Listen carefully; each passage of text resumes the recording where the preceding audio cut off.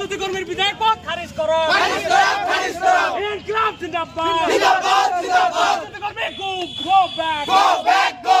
BJP সৰকাৰ go back.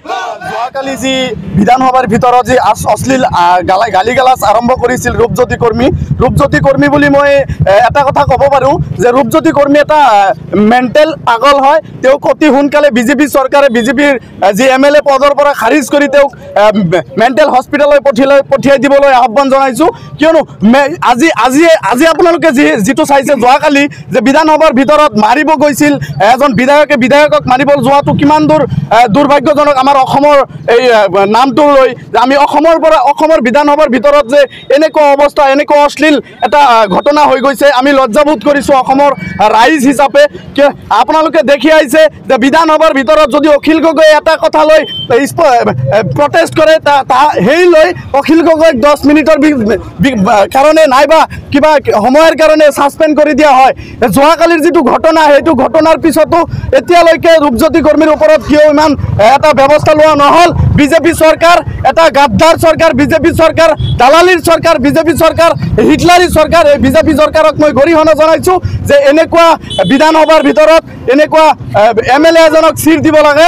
এই ৰূপজ্যোতি কৰ্মীয়ে বেয়া কৰি থাকে সকলো সময়ত বেয়া কৰি থকা এজন বিধায়কক কেনেকৈ সাহস পালে যে এজন বিধায়কক এনেকৈ মাৰিবলৈ যোৱা কেনেকৈ সাহস পালে। তেওঁক অতি সোনকালে কৰায়ত্ব কৰিব লাগে, তেওঁক শাস্তিমূলক ব্যৱস্থা তেওঁৰ বিষয়ে ল'ব লাগে।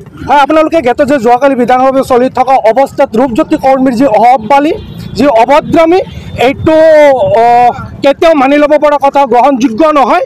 কাৰণ যোৱাকালিৰ যিটো ঘটনা হৈছে সেই ঘটনাৰ লগতে আমি গোটেই অসমবাসী আজি ভাৰতবৰ্ষৰ ওচৰত লজ্জিত হৈছোঁ। এনেকুৱা ঘটনা কেতিয়াও অসম বিধানসভাৰ মজিয়াত হোৱা নাছিল, যিটো ৰূপজ্যোতি কৰ্মীয়ে যোৱাকালি সেই ঘটনা সংঘটিত কৰিছে। কিন্তু দুখৰ বিষয় যেতিয়া এটা বিধানসভা পৰিচালিত হ'ব লাগে এটা যোগ্যতা থকা অধ্যক্ষৰ জৰিয়তে, কিন্তু কালি এইটো প্ৰমাণিত হৈ গৈছে যে বিধানসভা মজিয়াখন কেতিয়াও এটা যোগ্যতা নথকা অধ্যক্ষৰ জৰিয়তে হয়তো বিধানসভাখন পৰিচালিত হৈছে। কাৰণেই যোৱাকালি ৰূপজ্যোতিৰ এনেকুৱা অভদ্ৰামীৰ ফলত বিধানসভাৰ মজিয়াৰ পৰা বিধানসভাৰ অধ্যক্ষৰ ফালৰ পৰা ৰূপজ্যোতি কৰ্মীৰ বিৰুদ্ধে কোনো ধৰণৰ পদক্ষেপ নোলোৱাটো যুৱ প্ৰজন্মৰ কাৰণে অসমবাসীৰ কাৰণে খুবেই এটা লজ্জাজনক ঘটনা। আমি তীব্ৰ নিন্দা জনাইছোঁ জনবাসীৰ ফালৰ পৰা। এনেকুৱা ঘটনা যাতে অসমৰ বিধানসভাত দ্বিতীয়বাৰ নহয় তাৰ কাৰণে আমি অসমৰ মাননীয় মুখ্যমন্ত্ৰী হিমন্ত বিশ্ব শৰ্মাক আজি ৰাইজৰ হৈ প্ৰতিবাদ সাব্যস্ত কৰিছোঁ যে ৰূপজ্যোতি কৰ্মীৰ বিৰুদ্ধে তাৎক্ষণিকভাৱে এটা উপযুক্ত শাস্তিমূলক এটা ব্যৱস্থা গ্ৰহণ কৰিব লাগে।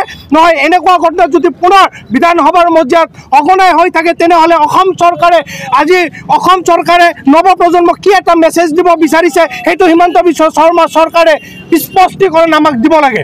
গতিকে আমি ৰাইজৰ হৈ প্ৰতিবাদ সাব্যস্ত কৰিছোঁ যে অতি সোনকালে ৰূপজ্যোতি কৰ্মীৰ বিৰুদ্ধে এটা বিহিত ব্যৱস্থা গ্ৰহণ কৰিব লাগে।